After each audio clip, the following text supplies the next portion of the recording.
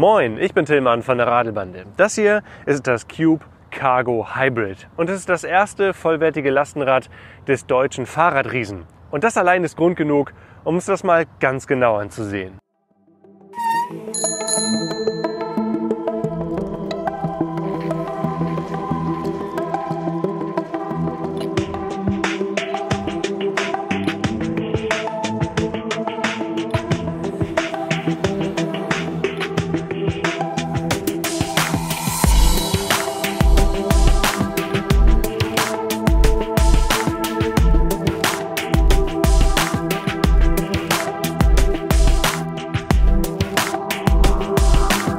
Jetzt.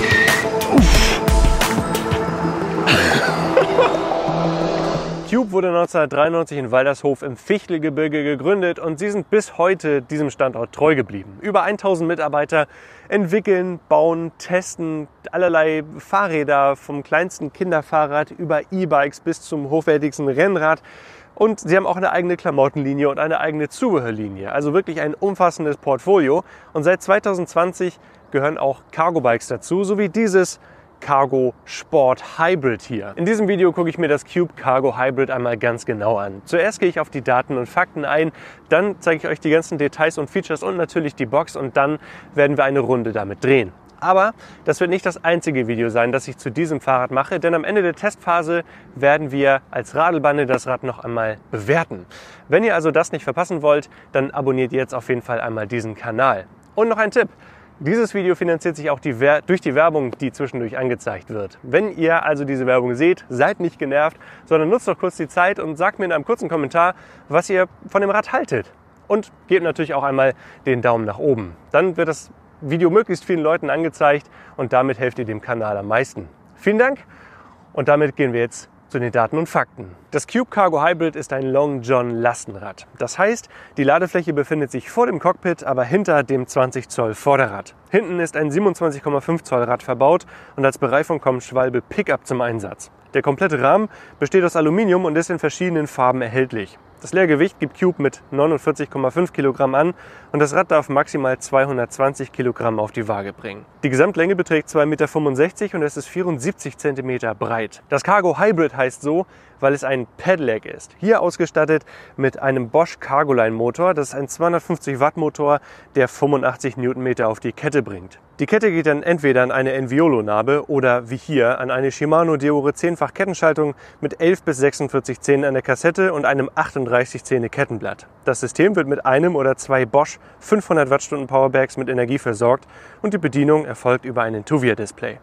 Damit der Trumm zum Stehen kommt, werden Magura CME 4-Kolbenbremsen eingesetzt mit 180 mm Scheibe vorne und 203 mm Scheibe hinten. Für Komfort sorgt eine Santur Mobi 32 Federgabel und die komplette Beleuchtung ist Cube gebrandet. Auch alle Anbauteile sowie Lenker, Vorbau, Sattelstütze, Sattel kommen alle von Cube.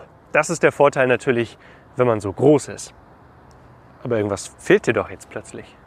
Naja, wie auch immer, gehen wir mal kurz auf die Geometrie ein. Hier, das hintere Steuerrohr ist komplett senkrecht und das Sitzrohr hat einen relativ flachen Winkel. Das heißt, wenn der Sattel weiter unten ist, kommen kleinere Menschen näher an den Lenker ran und größere Menschen kommen weiter vom Lenker weg, sodass jeder eine gute Sitzposition finden sollte. Die maximale Sattelhöhe sind 86 cm und hier mit dem Schnellspanner kann man das ganz schnell runterstellen auf minimal 62 cm, jeweils von der Mitte der Kurbel gemessen. Der Vorbau lässt sich dann auch noch in der Höhe verstellen. Wir haben hier einen Spielraum von guten 8 cm, also da sollte jeder seine richtige Sitzposition finden.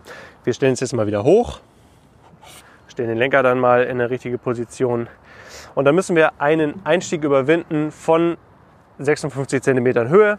Also das gelingt auch relativ einfach. Und dann setzen wir uns mal hier rauf. Ja, und jetzt könnt ihr sehen, die Sitzposition ist relativ entspannt. Ich sitze durch meine Größe doch relativ stark nach vorne gebeugt. Ich könnte es auch noch etwas höher stellen. Dann hätte ich nochmal eine deutlich aufrechtere Position. Und hier haben wir einen relativ breiten Lenker. Wenn ich sehr sportlich sitzen wollen würde, dann könnte ich den Lenker auch ganz runterstellen. Und dann könnte ich hier richtig im Mountainbike-Modus unterwegs sein. Aber hier sollte eigentlich jeder die richtige Sitzposition finden. Jetzt gehen wir mal auf die interessanten Details und Features ein und natürlich auch auf die Box. Aber wir beginnen mal mit dem grundsätzlichen Rahmen. Der wird in Taiwan gefertigt und ist zweigeteilt, damit natürlich so der Rahmen, der Platz im Container möglichst gut ausgenutzt werden kann und auch zum Beispiel Lackieranlagen besser ausgenutzt werden können, ist dieser Rahmen in 2 Teile geteilt. Der hintere und der vordere Rahmenteil wird hier mit verschiedenen Bolzen miteinander verbunden, sodass das wirklich eine Einheit ist, aber das wird erst in Deutschland endmontiert. Und dann hier oben die weiteren Rahmenteile werden dann ebenfalls miteinander verschraubt. Und dann gibt es noch ein ganz schönes gestalterisches Detail, nämlich hier im hinteren Drittel der Box macht dieser obere Rahmenteil, der so farblich abgesetzt ist, einen Knick. Und dieser Knick, der zieht sich im gleichen Winkel dann hier runter über das Oberrohr in die Sitzstreben und enden dann hier in dem Ausfallende. Das ist, finde ich, sehr schick. Dadurch gibt es so eine Linie, einen Knick, der sich durch das komplette Fahrrad zieht. Ein nächstes Detail sind die Akkus. Erstmal hat man die Option, 1 oder 2 Akkus zu wählen für mehr oder weniger Reichweite. Und dann sind die hier im Schwerpunkt des Fahrrads montiert. Und der Vorteil ist, dadurch, dass sie hier auf der Rückseite der Ladefläche montiert sind, sind sie leicht an- und wieder abbaubar. Allerdings muss man natürlich immer einen Akku zuerst rausnehmen, denn hier an den rechten Akku kommt man zwar schon,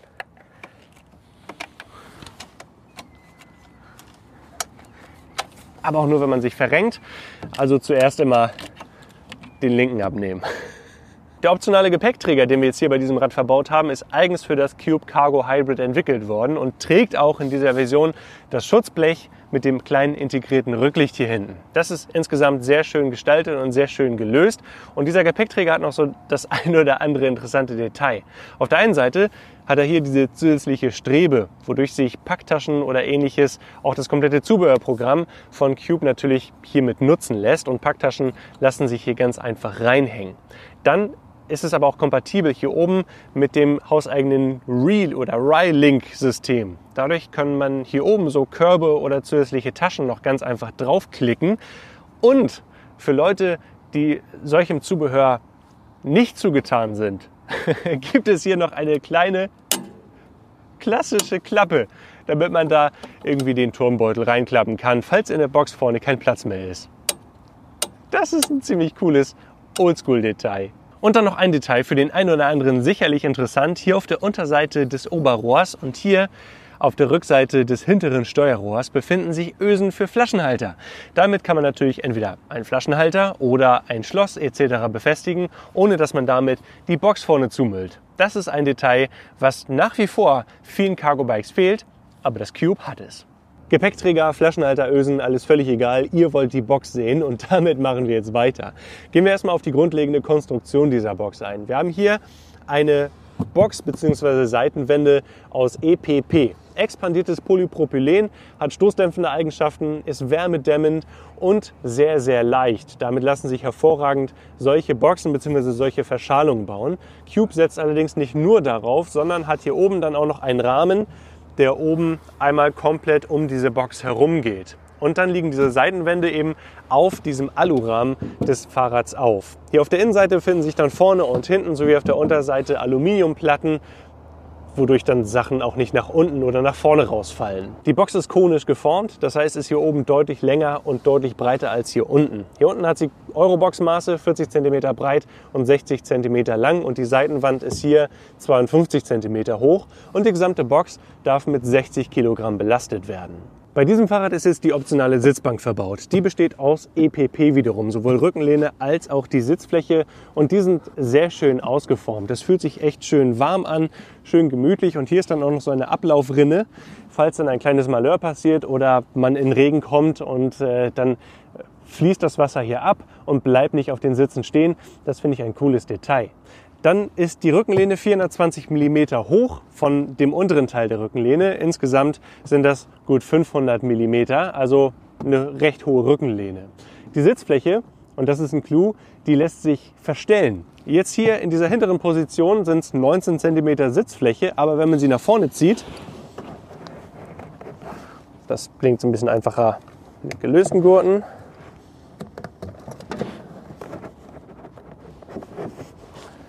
dann sind es knapp 30 cm Sitzfläche, also auch geeignet für größere Kinder. Und die Sitzfläche, das ist ein EPP-Teil, das sich ganz einfach rausnehmen lässt. Falls man also mehr Ladefläche braucht und weniger Sitzfläche, dann kann man das Teil einfach rausnehmen. Wenn man das hier wieder reinsetzt, dann sieht man, das hält mit Reibung. Und das hält auch ganz gut. Und hier hinten entsteht dann noch so ein kleiner Raum. Wenn man die Sitzbank also etwas weiter nach vorne stellt, könnte man das hier hinten auch noch für kleinere Dinge nutzen, die man nicht sofort sehen soll, wenn man in die Box guckt. Hier so in einer mittleren Position sind knapp 40 cm Platz hier von der vorderen Sitzflächenkante bis zum vorderen Blech der Box, also relativ viel Platz. Und die Sitzfläche ist 16 cm vom Boden der Box entfernt, sodass die Kinder also ihre Beine nicht so weit ausstrecken müssen, sondern auch mit angewinkelten Beinen sitzen können. Und bei den Gurten kommt dann das Fitlock-System zum Einsatz, hier mit den 3-Punkt-Gurten. Die kennt man auch von anderen Rädern.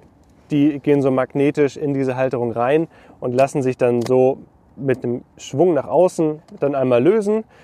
Da muss man allerdings etwas den Druck dann entlasten. Die Kinder können hier nicht einfach aussteigen und hier sind noch so kleine Polster, sowohl an den Schultern als auch im Schritt, der das Ganze etwas angenehmer macht. Die Gurte lassen sich auch ganz einfach hier von dieser Zwei-Kind-Konfiguration auf eine Ein-Kind-Konfiguration umbauen, sodass dann hier ein Kind in der Mitte sitzen kann und man kann die Gurte dann eben auch hier in die Mitte ziehen. Die Gurte hängen auch hier hinten nicht nur an diesem EPP, sondern an einem richtig stabilen Metallrahmen. Und was mir auch aufgefallen ist, die Kinder sitzen hier in dieser Box richtig schön tief und richtig schön eingemurmelt. Und dann hatten wir ja noch das Regenverdeck. Das ist hier ganz einfach zu befestigen. Hier sind so 2 Aufnahmen und da kommen Zeltstangen rein. Zeltstange Nummer 1, Zeltstange Nummer 2. Dann zieht man das hier so einmal ein bisschen rum.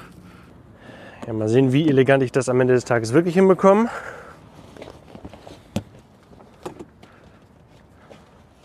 Also zuerst kann man sehen, das ist ein richtig großes Regenverdeck und hier oben verläuft es auch so ein bisschen nach hinten außen, sodass, wenn man hier drauf sitzt, die Hände sehr gut geschützt sind. Also für kältere Tage, dann sind die Hände richtig gut vor Regen oder auch vor dem Fahrtwind geschützt. Und ich konnte das jetzt schon an den letzten Morgenen feststellen. Das ist sehr angenehm, weil dann die Hände auch ohne Handschuhe noch mal etwas wärmer bleiben. Das Regenverdeck arbeitet nach einem klassischen Prinzip. Man hat hier so 2 Schnallen, die drückt man runter. Und dann schwingt das Verdeck nach oben und man kann Kinder reinsetzen. Wenn man größere Kinder hat oder die selber einsteigen wollen, dann hat man hier auch noch die Möglichkeit, die vorderen Schnallen zu lösen. Und dann schwingt das richtig fast im 90-Grad-Winkel auf. Und man kann auch größere Gegenstände, größere Boxen hier ganz einfach einladen. Wenn man das zumachen möchte, dann nimmt man einfach hier diese Schnallen, sucht den Punkt, wo es reinkommt, zieht es so ein bisschen in Position. Und dann ist es auch ganz schnell fest. Und was hier auch auffällt in der Seitenansicht, nimmt das Regenverdeck so diese Form der Box wieder auf, macht diesen Knick hier unten auf der Unterseite und dadurch sitzt es auch richtig fest und die Kinder kriegen nicht so viel Fahrtwind ins Gesicht oder in diesem Falle kein Fahrtwind ins Gesicht. Wenn es aber doch ein passendes Wetter ist, um Fahrtwind ins Gesicht zu bekommen, dann hat man hier bei diesem Verdeck noch die Möglichkeit, hier so 2 Reißverschlüsse zu öffnen und dann kann man das hier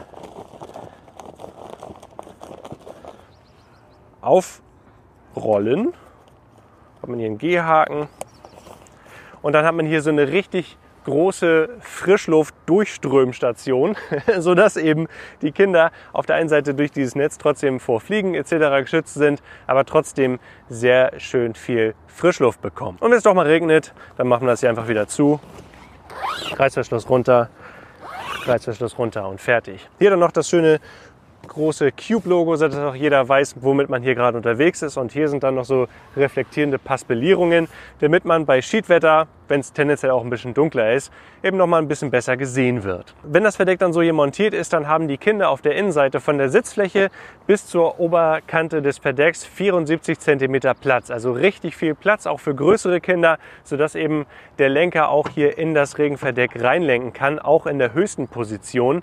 Und dann können auch kleinere Kinder hier drin sogar stehen. Also wenn sie hier einsteigen, dann können kleinere Kinder auch unter dem Regenverdeck stehen. Nicht, dass man so damit fahren sollte, aber wenn sie einsteigen und sich dann selber irgendwie organisieren müssen, dann ist das ja ganz hilfreich. So, aber wir nehmen jetzt dieses Regenverdeck wieder ab und packen so ein bisschen Ballast hier rein und dann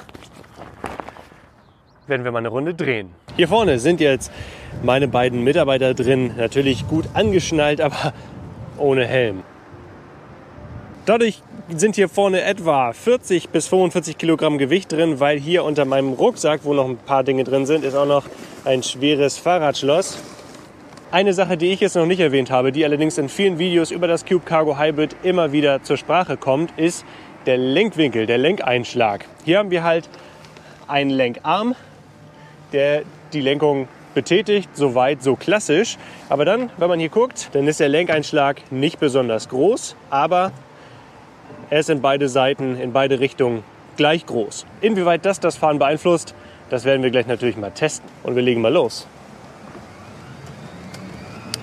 So, wir sind jetzt in einem kleinen Gang, haben natürlich beim langsamer werden runtergeschaltet, weil im Stand kann man die Kettenschaltung natürlich nicht betätigen. Und wir beschleunigen jetzt mal auf 25. Und zack, 25 km/h. Man muss natürlich schnell viele Gänge durchschalten, wenn man schnell beschleunigen möchte. Allerdings hat der Motor auch genug Kraft, damit man nicht jedes Mal ganz runterschalten muss. Allerdings mache ich das schon ganz automatisch. Der nächste Test natürlich der weltberühmte Jerusalemsberg. Ohne Jerusalem und auch ohne Berg, wenn man ehrlich ist. Aber es ist halt das, was wir hier in Lübeck haben. Ne? Wenig Druck aufs Pedal. Und wir gucken mal, wie schnell uns das Fahrrad da hochbringt. Erstmal beschleunigen. Noch ist sie relativ flach. 21, 22, 23 km/h. Turbomodus. Es wird hier die volle Unterstützung abgerufen. Jetzt wird es langsamer. Ich muss ein bisschen runterschalten. 18,7 km/h. 17 km/h, 16,5, 16,2, 16,4. Knapp über 16 km/h bleibt er die ganze Zeit, auch bei dem steilsten Stück. Das ist in Ordnung. Das ist so, wie auch andere Cargo-Bikes in dem Kaliber unterwegs sind. Ja, die Gänge ballern mit jedem Gang ziemlich laut rein. Das ist hier noch die alte Hyperglide-Technologie, noch nicht die Link-Glide-Technologie, die das Ganze so ein bisschen ruhiger machen sollte. Das Rad legt sich gut in die Kurve, hier etwas uneben. Das filtert die Gabel und die dicken Reifen, federn das echt gut weg. Hier mit den 65 mm breiten Reifen. Die bieten von sich aus schon eine gute Federung, einen guten Federungskomfort. Und die Federgabel vorne, die macht auch einen guten Job.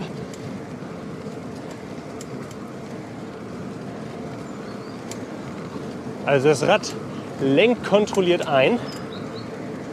Man kann sich ganz gut in die Kurve legen und auch der Abstand vom Boden zu den Pedalen ist groß genug, damit die Pedalen nicht auf den Boden schrappen, wenn man sich reinlegt. Und was auffällt, vorne ist im Steuersatz so ein Visco-Set. Das ist ein Lenkungsdämpfer, der im Steuersatz verbaut ist und der hat zweierlei Vorteil. Auf der einen Seite sorgt er dafür, dass auch bei höheren Geschwindigkeiten kein Speed-Wobble auftreten kann. Auf der anderen Seite sorgt er aber auch für eine ganz gute Schwergängigkeit. Also man kann es auch einstellen, man kann es auch loser machen, sodass es zackiger einlenkt.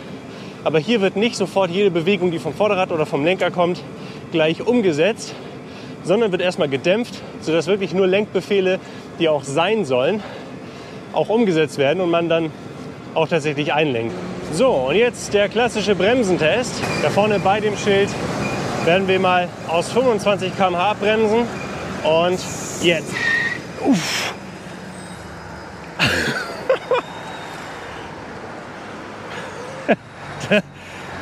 Ja, das habe ich nicht erwartet. Ich habe hier mit dem Vorderrad direkt an diesem Schild gebremst. Und jetzt ist hier, das Rad ist ja 2,65 Meter lang.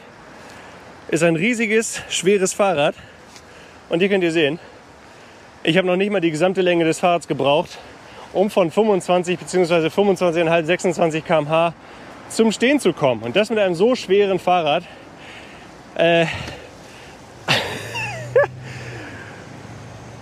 Also gute Bremsen faszinieren mich jedes Mal. Und die Magura CME 5 Bremse, die macht dem Ruf wieder alle Ehre. So, jetzt schottern wir hier mal ein bisschen um die Ecke. Und hier ist natürlich dann so der ultimative Test. Wie gut lenkt das Rad ein? So, okay. Also man kommt hier rum, man muss sich allerdings daran gewöhnen, dass man nicht so weit einlenken kann. Also wenn man sich zu weit in die Kurve lehnt, weil man denkt, man könne weiter einlenken, dann täuscht das ein bisschen. Also so ganz enge Kurven mag das Cube nicht. So, jetzt von der anderen Richtung. Diese Spitzkehre da vorne, die ist zugegebenermaßen auch relativ eng. Ein guter Test, um das mal zu prüfen. So. Und wenn man ganz langsam fährt, dann kommt man noch einfach um diese Spitzkehren rum. Man braucht aber relativ viel Platz tatsächlich. Ich sag mal so, beim schnellen Fahren stört es aber nicht. Die Kurven, die ich im Alltag habe, die sind davon nicht berührt. Aber bei engeren Spitzkehren muss man einfach aufpassen. Die Gangabstufung ist gut. Gerade in höheren Geschwindigkeiten kommt man aber relativ schnell ans Ende der Kassette. Also wenn man auch bergab mittreten möchte, dann würde ich ein größeres Kettenblatt vorne empfehlen. Allerdings kommt man mit der Übersetzung auch so gut wie jeden Berg hoch. Also gerade Straßenanstiege sollten damit überhaupt kein Problem sein. Kopfsteinpflaster sind ruhig. Das EPP knarzt ein bisschen. Eventuell kann man das jetzt im Mikrofon hören. Und natürlich das schwere Schloss, das da vorne in der Box liegt. In der Tüte auch, muss ich dazu sagen. Das hört man auch ein bisschen. Aber bei mir hier hinten kommt nicht so viel an. Also die Reifen in Verbindung mit der Federgabel machen einen guten Job. Und auch hier jetzt auf dem Sattel, der sehr gemütlich ist und der trotzdem fest, aber gemütlich, kommt nicht so viel an. Jetzt fahren wir noch mal ein bisschen durch den Park. Ich muss sagen, die Sitzposition, die Lenkerposition, die ist sehr angenehm für meine Größe. Der Lenker ist richtig schön breit, vermittelt ein gutes Maß an Kontrolle. Gerade wichtig durch dieses Visco-Set, durch diese etwas schwergängige Lenkung, muss man vielleicht etwas höhere Kräfte aufwenden, um in die Kurve zu gehen. Aber im Allgemeinen kann man das Rad auch sehr gut mit dem Oberkörper steuern und sich eben richtig gut in die Kurve legen. Das Fahrrad fühlt sich schön stabil an. Es fühlt sich fast ein bisschen massiv an. Also es ist definitiv einer der schwereren Vertreter seiner Zunft. Und wenn man von hier oben guckt, dann ist die Box auch richtig breit. Gerade hier oben ist das natürlich ein richtig großes Gerät, aber sie ist schmal genug, um noch bei den meisten Stellen durchzukommen. Komfortabel, zuverlässig, ausgereift. Also so, wie man sich ein Family Long John vorstellt. Das Cube Cargo Hybrid startet als Sportversion mit einem Akku und der Shimano Deore Kettenschaltung ab einem Preis von 4.899 € und verbindlicher Preisempfehlung. Wenn man das Rad mit einer Enviolo-Narbe haben möchte, muss man mindestens 5.199 € in die Hand nehmen. Diese Version hier, also mit dem Doppelakku, mit dem Regenverdeck, mit dem Gepäckträger und dieser Sitzfläche, kommt auf einen Preis von 6.158 € und 85 Cent. Das erste E-Cargo-Bike von Cube ist ein klassisches Familienbike-Konzept. Ein Long John, eine große Ladefläche, 2 Sitze, EPP-Box, ein Bosch Cargoline-Motor und die Möglichkeit, dass viele verschiedene Menschen damit fahren können und das Ganze auch noch zu einem konkurrenzfähigen Preis. Ich bin mal sehr gespannt, was wir in den nächsten Wochen mit diesem Bike so erleben werden. Wenn ihr jetzt Fragen oder Anmerkungen zum Cube Cargo Hybrid habt, dann stellt sie doch mal unten in die Kommentare. Sagt auch, was wir mal mit dem Rad so erleben sollen in den nächsten Wochen, damit wir einen möglichst umfassenden Testeindruck bekommen.